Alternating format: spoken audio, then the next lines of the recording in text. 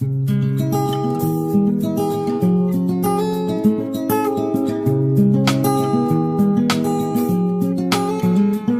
est belle, élégante, une princesse au visage d'ange, simple et délicate, caressée par l'innocence, 15 ans. Tellement mignonne pourtant, elle n'en est pas consciente. Elle trouve sa poitrine petite, ses fesses immenses. Elle se fait des tripes, elle pense qu'il faut qu'elle change. Elle voudrait se sentir unique, mais elle se sent juste différente. Elle se déteste, elle noie dans les complexes. Ses copines ne parlent que de sexe et elle stresse parce qu'elle est encore vierge en secret. Chaque soir, elle rêve du prince charmant, même si elle sait que ce genre d'histoire n'arrive que rarement. Et avec le temps, en elle s'installe le doute, alors elle prie que Dieu l'écoute. Mais les jours passent, le chagrin grandit, et tous les garçons qu'elle aime plaisent aussi à sa meilleure amie. Amie d'enfance, amie de cœur, amie pour toujours. Ouais, le genre d'ami qui te trahit pour une histoire d'amour.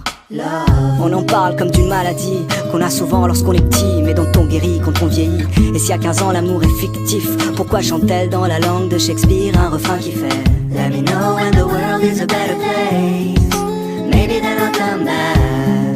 Now I'm going to outer space, looking for another place to crash. Let me know when the world is a better place, but now you have to let me go. I'll meet you there on the patio, where Juliet met Romeo. Il est pisse, enfin c'est ce que ses amis disent. Le genre de gosse qui n'aimait que des ondes positives. 16 piges, si romantique, pas le type classique qui ne pense qu'avec sa tête.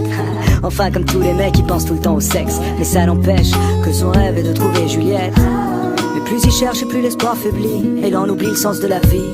Il maudit l'époque, il trouve les filles trop agressives. Souvent ça le bloque, lui qui rêve d'une fille timide. Il le sait que c'est stupide et qu'il est trop difficile, qu'aucune fille n'arrive à la cheville de celle qu'il s'imagine. Roméo, Roméo, devant l'ordi et ses jeux vidéo, jusqu'au bout de la nuit à faire le tri de tous ses idéaux. Et dehors, une voix distante lui chante Let me know when the world is a better place, maybe then I'll come back. Now I'm going to outer space, looking for another place to crash. Let me know when the world is a better place, but now you have to let me go. I'll meet you there on the patio, where Juliet kissed Romeo. Elle était seule ce soir-là, il la voit de loin. Elle a le cœur qui bat à 1000 à l'heure, mais fait semblant de rien. Lui pour une fois n'y pense pas trop et son instinct le guide, et tout lui vient de manière instinctive. Il s'approche d'elle, salut, ça va? Elle lui sourit, et voilà, c'est aussi simple que ça. À quoi bon chercher des prétextes quand il suffit d'un mot, d'un geste, et le destin fait le reste. Ils passent la nuit à se raconter leur vie, à s'enlacer, faire l'amour, s'embrasser à l'infini. Finally, les deux se sentent vivre, et ils écrivent un nouveau chapitre du livre. Juliette et Roméo, Roméo et Juliette, sans fin tragique, une histoire si parfaite. Le genre d'histoire qui aujourd'hui n'existe pas, car ici-bas, souvent, ça finit comme ça.